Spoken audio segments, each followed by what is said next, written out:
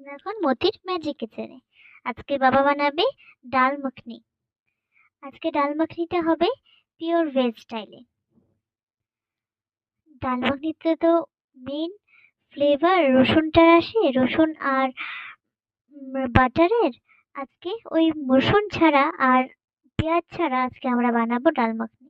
তার জন্য কালকে কালাই ডাল, তারপরে গোটা মুগ আর কাবলি চানা আর অল্প রাজমা ভিজিয়ে রেখেছিলাম রাত্রেবেলা। তারপরে ওইটার মধ্যে আধা আমরা সিদ্ধ করে আধা রেখে দিলাম গোটা, আর আধা আমরা মিক্সিং জারে দিয়ে দিলাম। তারপর এটাকে আমরা পেস্ট বানাবো। আধা যেটা গোটা রাখবো ওটা তো যেরকম আছে ওরকম, আর যেটা আমরা পেস্ট করবো ওটা যেন ফাইন পেস্ট হয়। যত ফাইন পেস্ট হবে তত ক্রিমি ফ্লেভার আসবে এটাতে, আর তরকারিটা টেস্ট হবে। এরকম পেস্ট করে নিলাম। তারপরে কিউব কিউব করে কাটা টমেটোগুলো মিক্সিং জারে দিয়ে দিলাম।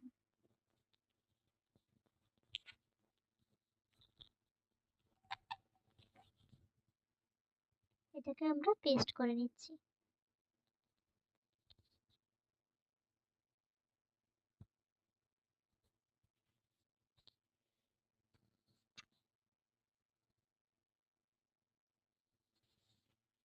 পেস্ট হওয়ার পর আমরা গ্যাসে কড়াই বসিয়ে তার মধ্যে সাদা তেল দিয়ে দিলাম। তার মধ্যে এলাচ আর দারচিনি দিয়ে দিলাম।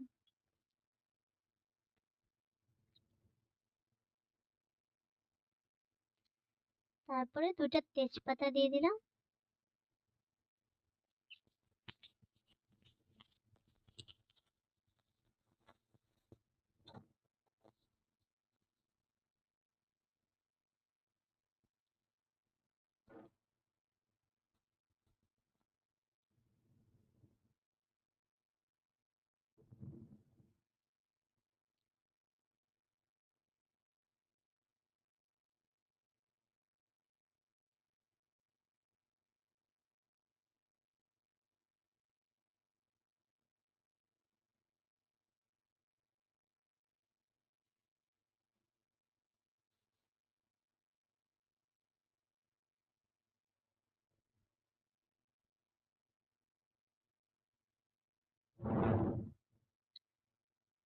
তেজপাতা দিয়ে তেজপাতা আর এগুলো ভালো করে এগুলো থেকে গন্ধ বের হওয়ার পরে এটার মধ্যে আমরা মশলা দিয়ে দিলাম। শুকনো মশলা, হলদি, লঙ্কার গুঁড়া, জিরের গুঁড়ো, এগুলো একটু জলের মধ্যে মিশিয়ে এগুলো দিয়ে দিলাম ফার্স্টে।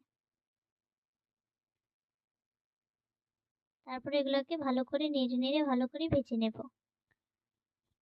ভাজা হওয়ার পরে আমরা 2 চামচ টক দই দিয়ে দিলাম তার মধ্যে।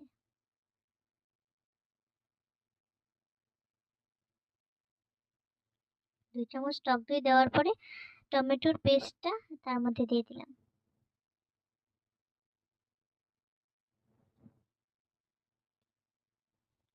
1 চামচ চিনি দিলাম।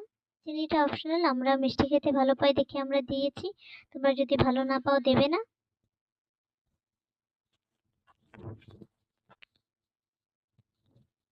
যেটা আমিষ হয়, মানে যেটার মধ্যে রসুন পেঁয়াজ পড়ে, ওটার মধ্যে চিনিটা অত ভাল লাগে না, কিন্তু যখন এটা নিরামিষ বানানো হয় তখন এটার মধ্যে চিনিটা দিলে বহুত ভালো লাগে।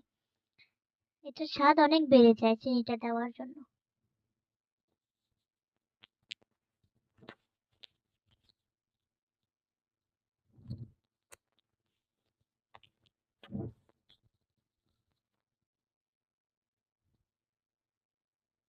তারপর আমরা এরকম নাড়িয়ে নেড়িয়ে ভালো করে ভেজে নেব, যেন মশলাটা ভালো কোনো সব দিকে ঠিক মতো ভাজা হয়।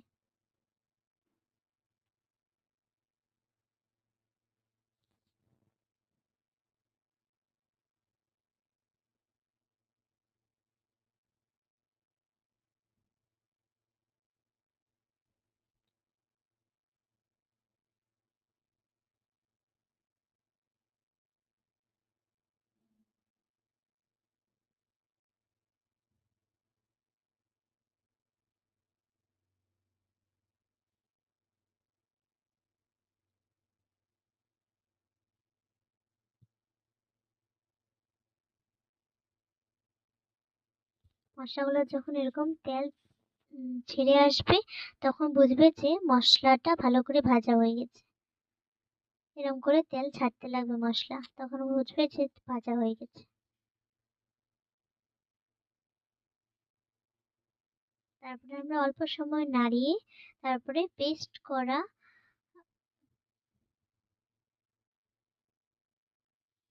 ফার্স্টে আমরা গোটা ডালগুলো দিয়ে দেব। তারপরে আমরা এই পেস্ট যে করা ডাল আলাদা করে রেখেছিলাম ওই ডালগুলো দিয়ে দিলাম, পেস্ট করা ডালগুলো। এই পেস্ট করা ডালগুলো আমাদের এই ডাল মাখনির ক্রিমের কামটা করবে। ডাল মাখনির মধ্যে যে স্মুথ একটা স্ট্রাকচার যে থাকে যে ওইটা এই পেস্ট করা ডালটায় আনবে।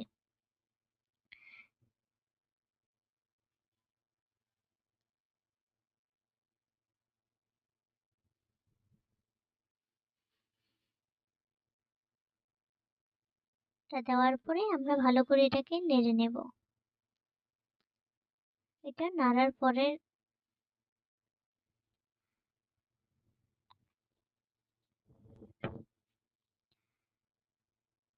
ছোট টিস্পুনে 1 টিস্পুন লঙ্কার গুঁড়া দিয়ে দিলাম। এই টাইমে লঙ্কা গুঁড়াটা দিলে ডাল মাখনির কালারটা বহুত ভালো আসে। ডাল মাখনিটা তো একটু হলুদ হলুদ হয়, তার মধ্যে একটু রেড কালার আসলে দেখতে যত সুন্দর হয় তরকারি, তত খেতে ততই ভালো লাগে। আর অল্প অল্প কস্তুরি মেথি আমি হাতের মধ্যে 2 হাত দিয়ে ঘষে এই তরকারির মধ্যে দিয়ে দিলাম। এই কস্তুরি মেথিটাই হলো ডাল মাখনির সেন্ট। সেন্ট এই কস্তুরি মেথি আনবে। কস্তুরি মেথি আর বাটার, এই দুটাই মেন ইনগ্রিডিয়েন্টস এই ডাল মাখনির।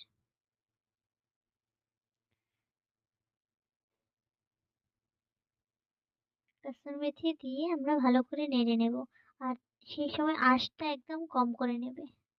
তার মধ্যে এই যে বাটার 3 পিস বাটার আমরা এরকম কিউব কিউব করে কেটে রাখি, বাটার 3 পিস এনে এখানের মধ্যে দিয়ে দিলাম। তারপরে অল্প নেড়ে দেব।